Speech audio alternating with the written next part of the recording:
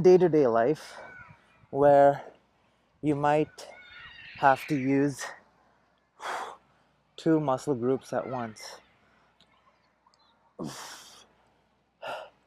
Doing different things at the park today.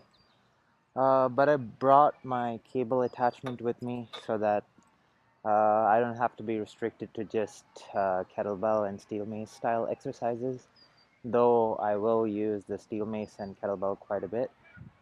Um, so yeah, pretty much going to do full body stuff as usual, using the equipment that I have at hand. Uh, yeah, so starting off with some standing rows, or standing cable rows. So holding,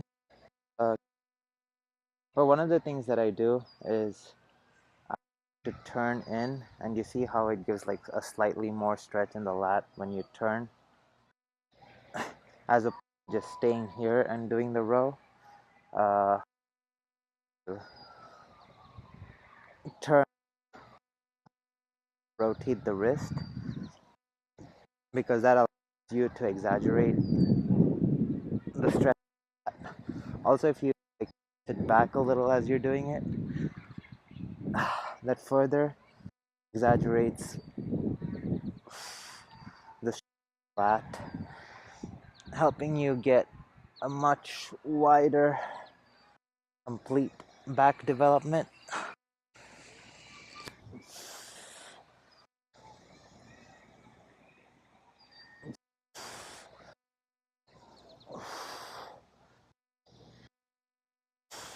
Notice at the bottom to exaggerate the stretch in this area.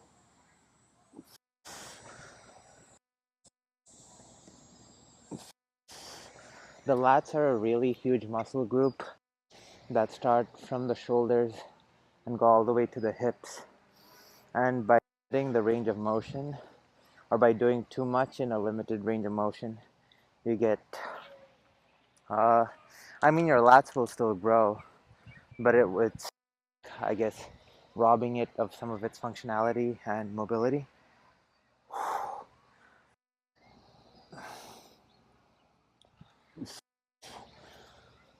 Going for 10 each side.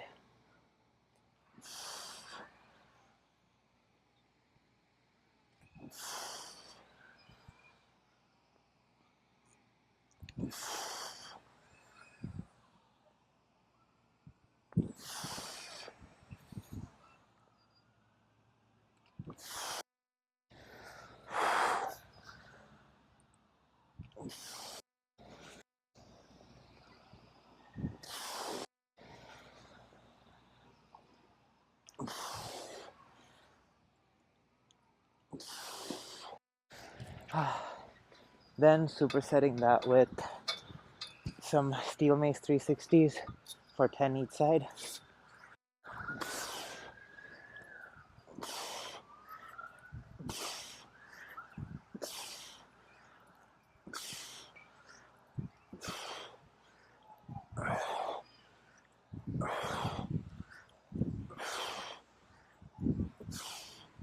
Switching sides.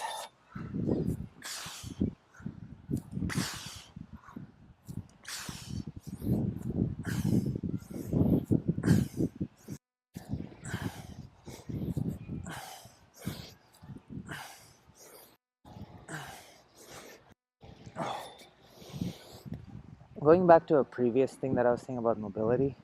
So a lot of people have this misconception that you lose mobility with age, like age is somehow the magical reason because of which you lose mobility, and the other one is like you're born with it.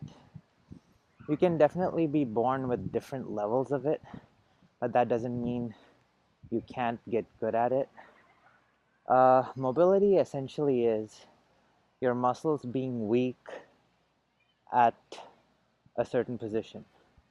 So, which is why, so like, if you're not used to your toes, pretty much what happens is your hamstrings get weak past the position, are weak in the position where it's fully stretched. So what ends up happening is it's kind of like strong in a limited range of motion, and then since it's never trained along the full stretch, it's weaker in that position. So subconsciously or even consciously, your body realizes that that's a bad position for it to be in relative to the other positions, and then prevents you from going that low into the stretch. And that can be applied for pretty much any kind of mobility. And what ends up happening, especially through weight training and stuff, is uh, we barely take things through full ranges of motion. So for example, if you're doing a deadlift, the plates touch the floor. So if you're not spending additional time doing deficit deadlifts or things like that, you're almost always stopping at a range of motion that's above the toes. So what ends up happening is you get really strong uh, in that like deadlift position, but then once you have to stretch past that, your body kind of is tight. And so it's not only necessary that you stretch, you need to do weight training in those ranges of motion, because just stretching is not the same as getting stronger. Your body needs to actually be strong in those lengthened ranges of motion, which is why I think like no matter what the exercise, it's good to like take it through full range of motion.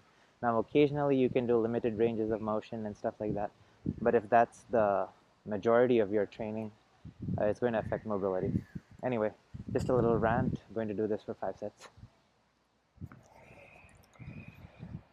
So if you've been following me for a while, you probably know that I'm a fan of combination push-pull movements. So the next thing that I'm doing is a rotational row to shoulder press, or not to shoulder press, row shoulder press combo. So keeping the kettlebell in rack position and stepping out, turning to the direction of the kettlebell as the starting position, and then going to row and press at the same time.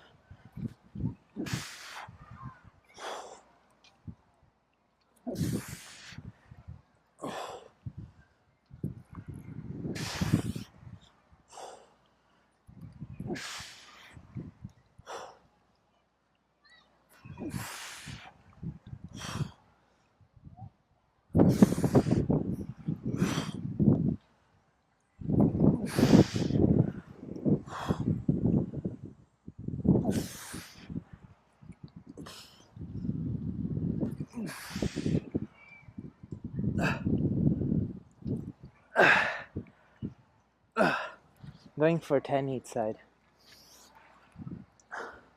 So, I don't know, if you take traditional exercises, so it's just like dumbbell presses where both sides are doing the same movement, or, it's almost never that you train two separate systems at the same time. But there are multiple instances in day-to-day life where you might have to use two muscle groups at once, doing different things at the same time.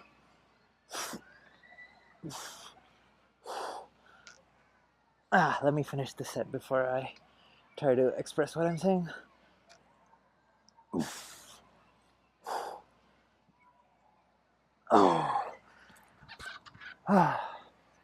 After 10 each side of that, doing a steel mace complex.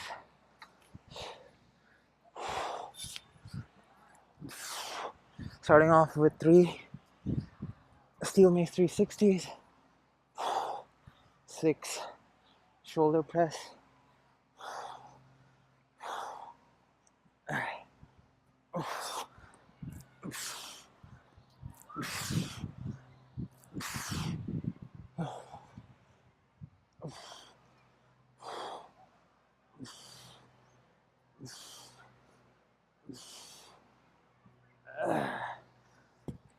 And then switching sides and repeating it again.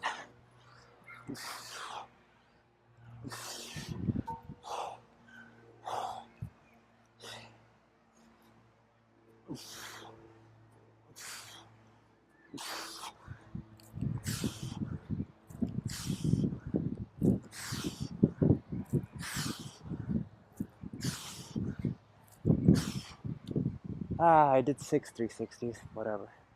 It is what it is. Let me just even it out with 3 on this side. Okay. What I was trying to do there was 3 steel mace 360s to 6 presses. But in any case, let me express what I was trying to say earlier.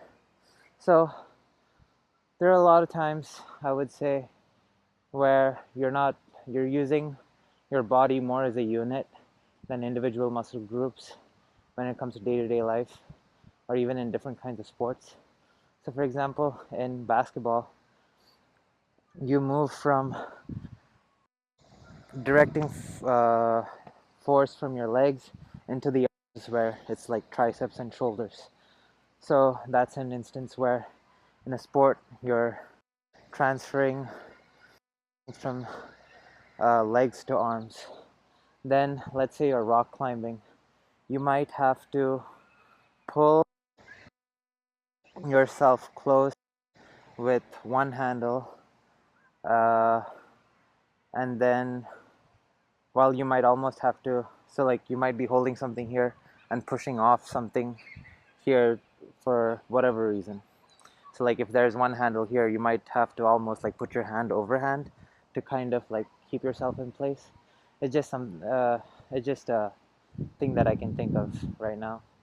But yeah, that's also another, in a sport you have to use your muscle groups in a different way where you're doing the pull motion push with the other. In like jiu-jitsu or grappling and stuff, sometimes you might have to pull on one side of the opponent and push on the other side to create that, to make them twist or something. So in all those kinds of cases, there are movements where you have to pull and push at the same time. And so traditional exercises kind of neglect that. So I like to do rotational stuff like this. In any case, I'm going to do this for 5 sets and then on to something else. So the next set of movements is going to be a tricep. A tricep meaning 3 things back to back. So, to the kettle on the floor to keep my hand on. You'll see why in a second.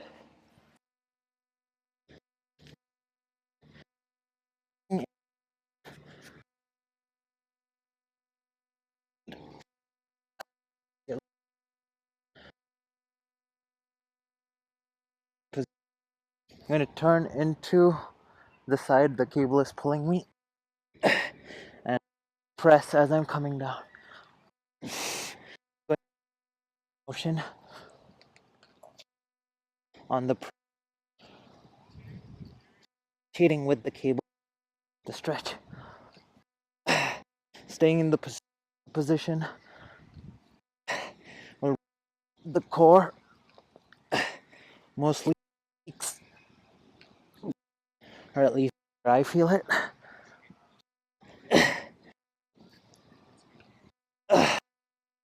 And what having the kettlebell does is, so otherwise my hand will, like when I try to go full, it'll hit the floor. Having the kettlebell gives me some more room for my fist to go into. That being said, it can be done on the floor. Going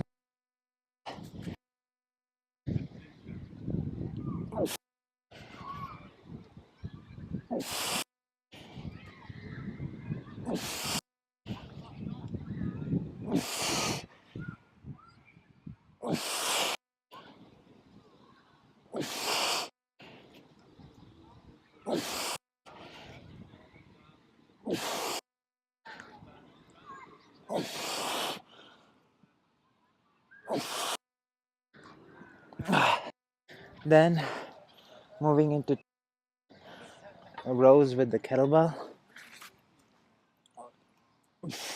or 12, sorry. Notice how I'm rotating the kettlebell both on the way down and on the way up. This helps exaggerate the stretch of the lats during the movement.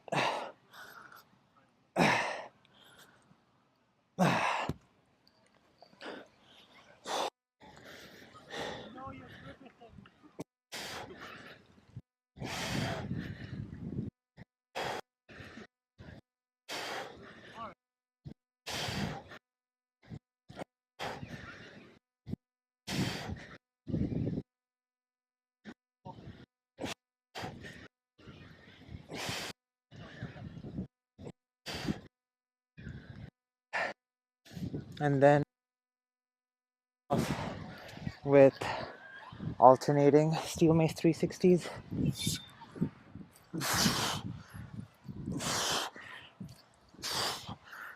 for 10 each side.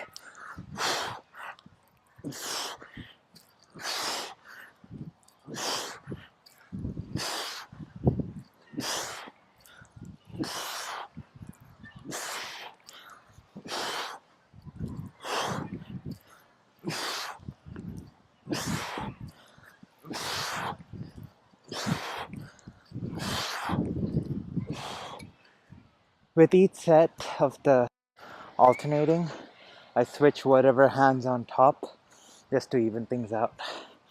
Gonna do this for 6 sets so that it's an even number. So, going to do vertical pull downs or single hand lat pull downs. Pull downs are vertical pretty much every time, which is why they're called pull downs and not rows.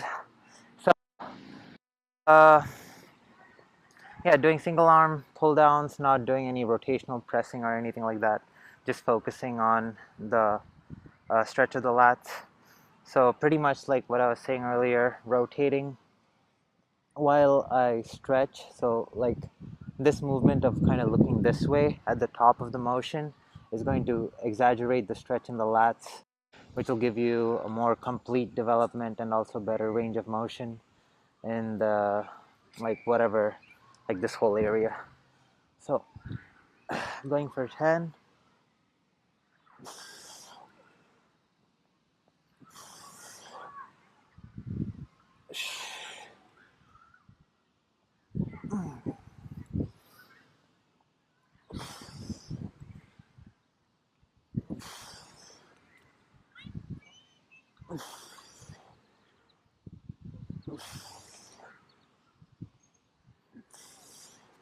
So to anyone who's watching this, if you usually do lat pull downs like this, try what I'm saying, where instead of just stopping here, you rotate your wrist in and you look the opposite way, and then as you row, come down and try doing pull downs this way and see how much more of a difference it makes in the way you feel the stretch and contraction of your lats.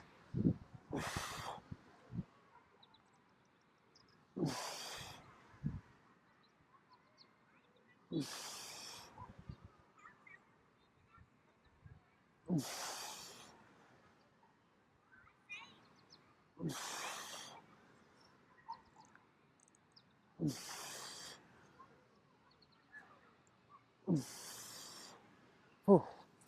After 10 each side of that, so I'm going to use the kettlebell to keep my hand on. So what I'm going to do is have one hand on the kettlebell, one hand, and then do a push-up.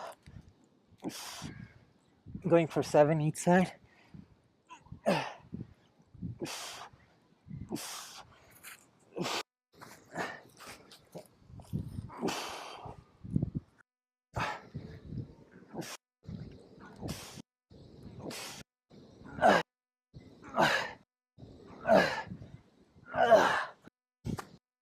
And then with the steel mace, going to do alternating double hand and single hand 3.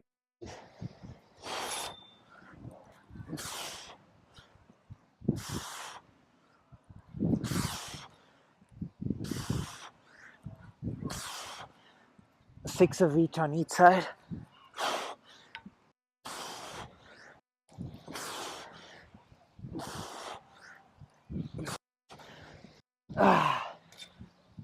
Oh.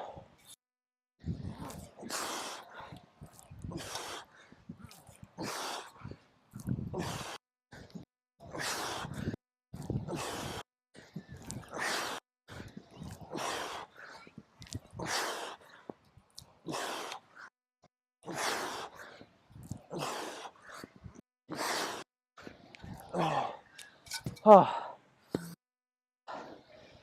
Whew.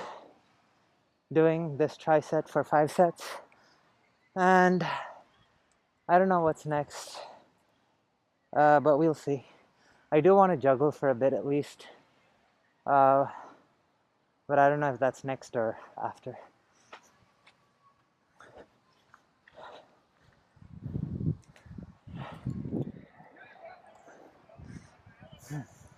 I'm starting to realize that for whatever reason, when I record videos outdoors, the audio is choppy as heck. And it's annoying when I realize it after the fact. And I hope what I'm saying right and choppy. I don't know, I'll have to do some research as to how to get that problem, make that problem go away. I hope I don't have to buy another microphone, or I might have to. I don't know. That's a conversation for another time. So, before I move into some juggling, I'm going to do some backward sled drags, but I'm using a kettlebell with the belt to achieve the same thing.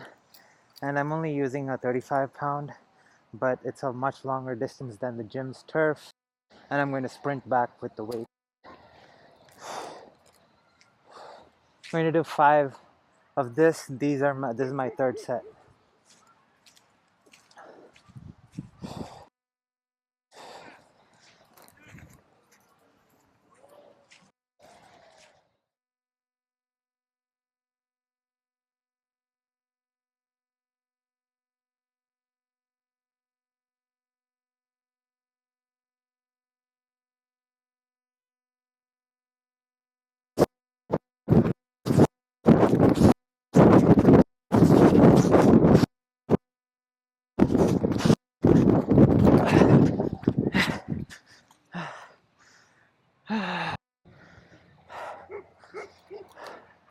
So yeah, I'm gonna do this for 5 sets, then on to some kettlebell juggling.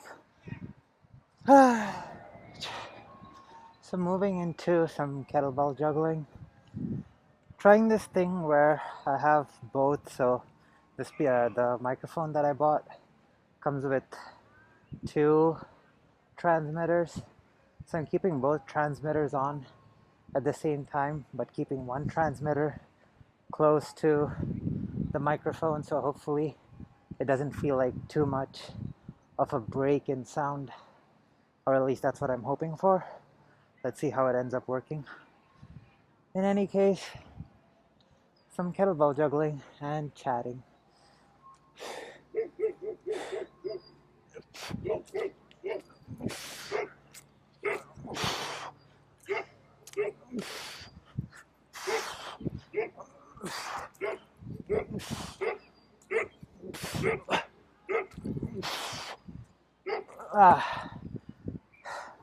My glasses are all fogged up, but yeah, let me just take them off.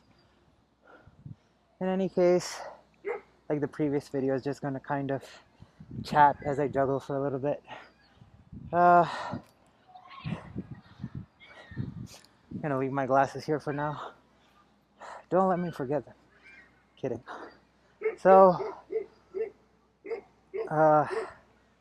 yeah, another day at the park. I enjoy these days as much as the gym can be fun and stuff. Sometimes when it's too crowded and all of that, uh, it's not a whole lot of fun being there. But working out outdoors has its own kind of feeling to it, especially with the sun out and everything. Vitamin D is really important, and apparently most people are deficient at it or in it. Ugh, my ears are popping. Anyway, yeah, most people are deficient in vitamin D, and vitamin D seems to be the precursor to, or not a precursor, I don't know if precursor is the right word, but seems to be kind of critical in optimal hormone regulation. And so to have like good growth hormone levels, good testosterone levels, good everything, especially like vitamin D is also needed for bone health and stuff. So yeah, spending a lot of time in the sun, in my opinion, is definitely good.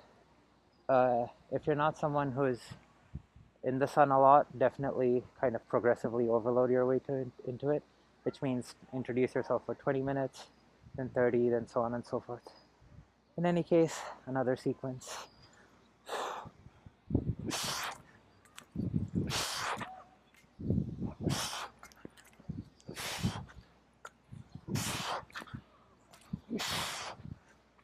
Ah, the sun's in my eye. Bad choice to be juggling while looking at the sun. Alright, I'm gonna look this way. Hopefully the camera angle is still pretty good for this.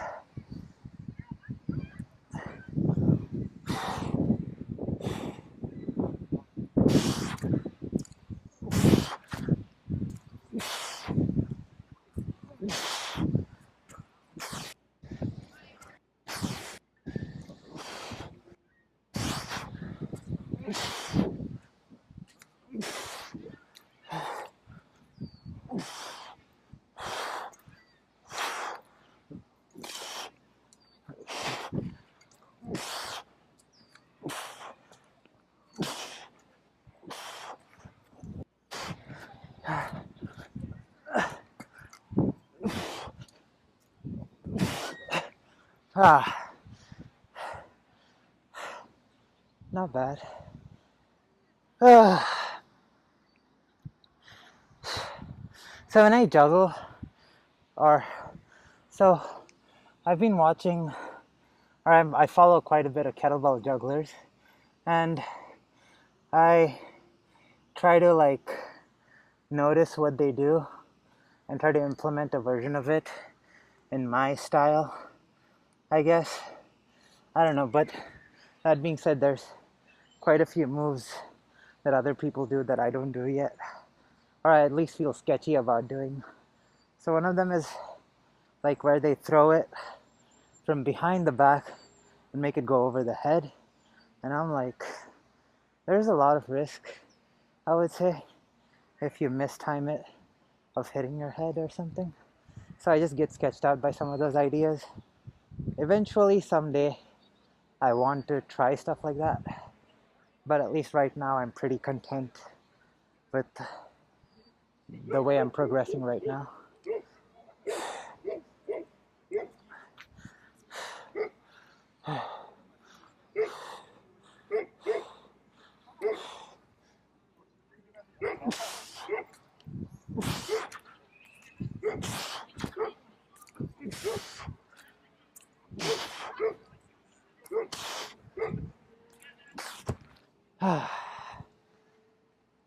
Let's try that again.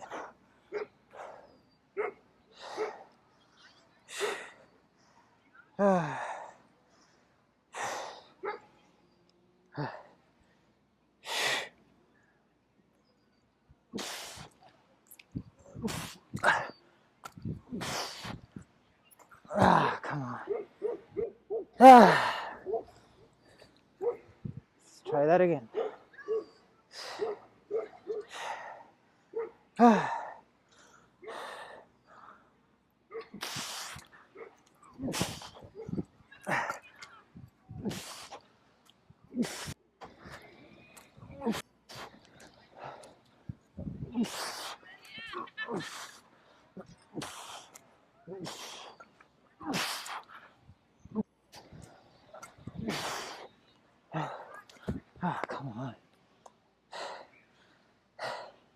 I don't know why. I'm second guessing myself during some of these moves today for whatever reason.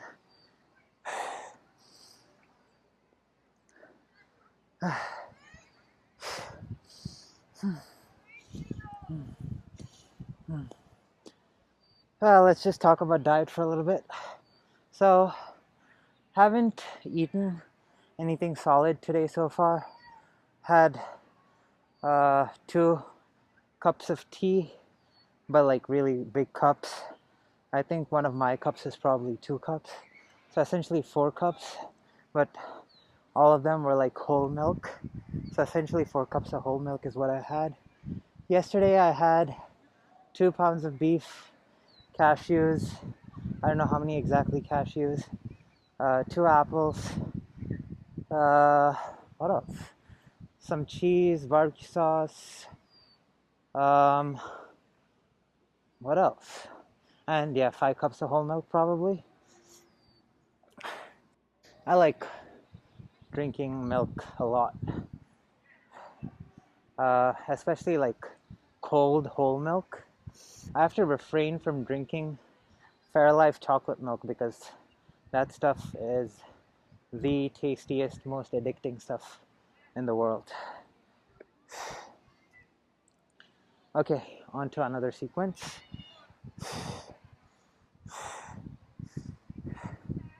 Also, another reason for not drinking chocolate milk is I'm not a huge proponent of drinking sugar. I don't think simple sugars are good, or at least drinking a lot of it. And I think if all you're doing is drinking, I don't know, again, this is for me personally. I don't think simple sugars are good. It might work for someone else, I don't know. But personally, I don't think simple sugars are good. But Fairlife chocolate milk, though, I don't think it has actual sugar in it. It might be sucralose or aspartame sweetened, but I'm not sure. Actually, I'm pretty sure it's not all sugar because if you check the macros and then if you look at the grams of sugar, it's not like super high. So it's around the level of what regular milk would be at. And so the only way to achieve that would be to use an artificial sweetener. So yeah. In any case, another sequence. Let me try not to second guess myself. I'm also going to try and move 3-dimensionally. Try not to stay in this position.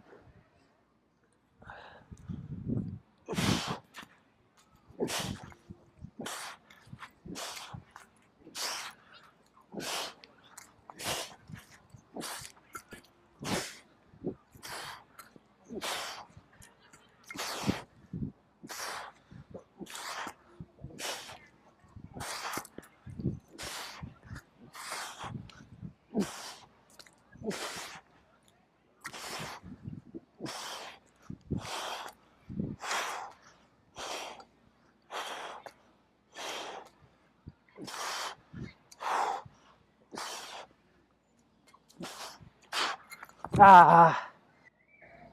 Oh shit. My glasses was right here. I need to move this out of the way.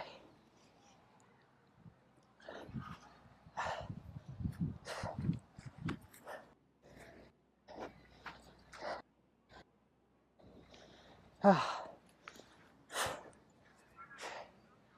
All right. Yeah. And so after I go home, I feel like having some more carbs today, but we'll see how that goes. So I usually try to eat my protein first, and protein usually has this effect where it satiates your hunger real quick. And so if I don't really feel like eating too much after I eat my protein, I just don't eat anything more. That way I'm able to manage what I eat better. So yeah, if you prioritize your protein intake and not just your liquid protein, like if you're someone who has protein shakes, instead of that, like I'm not saying don't have protein shakes if you have trouble getting your protein, but try to opt for more solid stuff at least earlier on in the day and see how satiated it makes you feel. It usually helps control appetite better, which helps prevent you from overeating.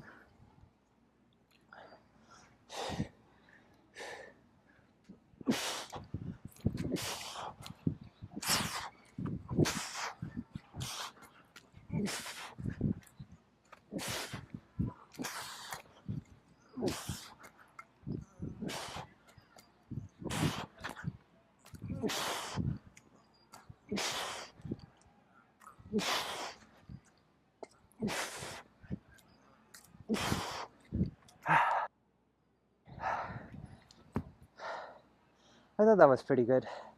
Chose to end it before I got too bold and then dropped it again. But yeah, let me try and be a little bit more ambitious with my three-dimensional movement on this set.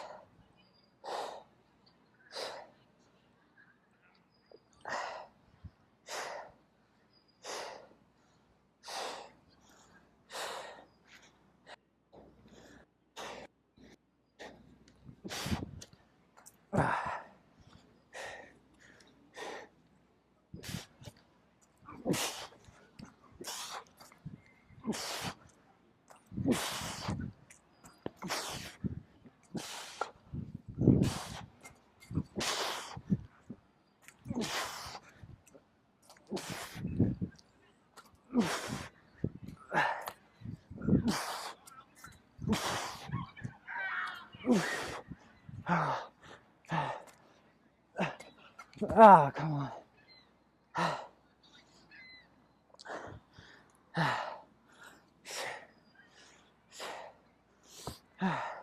I'll tell you what happened there.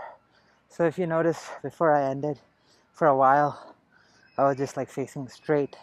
Then I started thinking to myself, well, you haven't moved your axis or whatever in a while. Axis in a while. And so then I started thinking of a move that would achieve that. And then at the last second, I came up with the tap back. But by then it was too late. All right.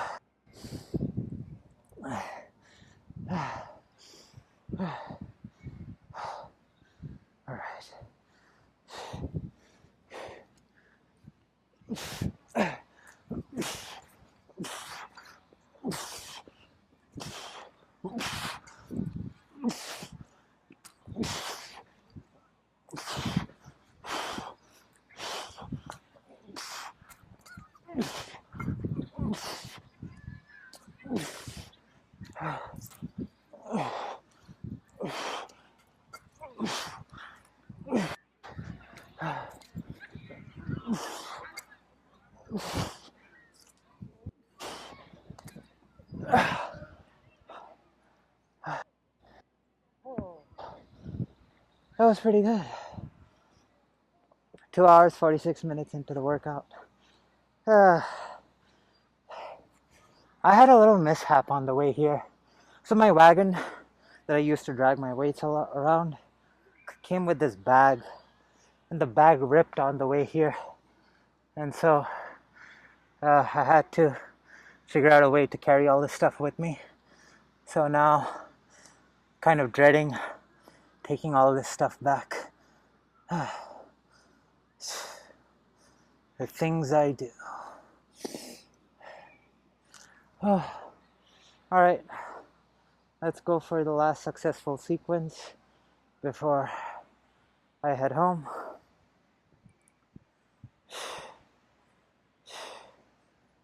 God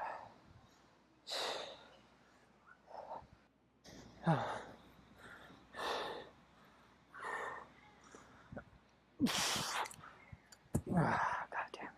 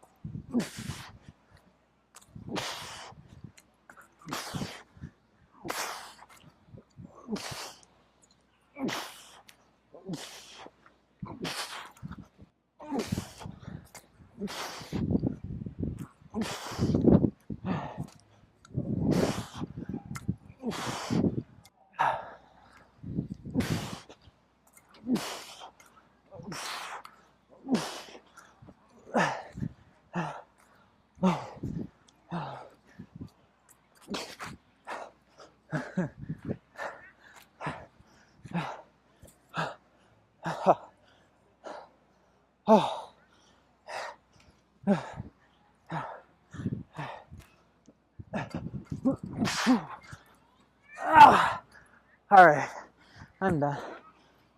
A little sloppy there at the end, but yeah. All right, that's it for today's video. See you all tomorrow. Uh, good God.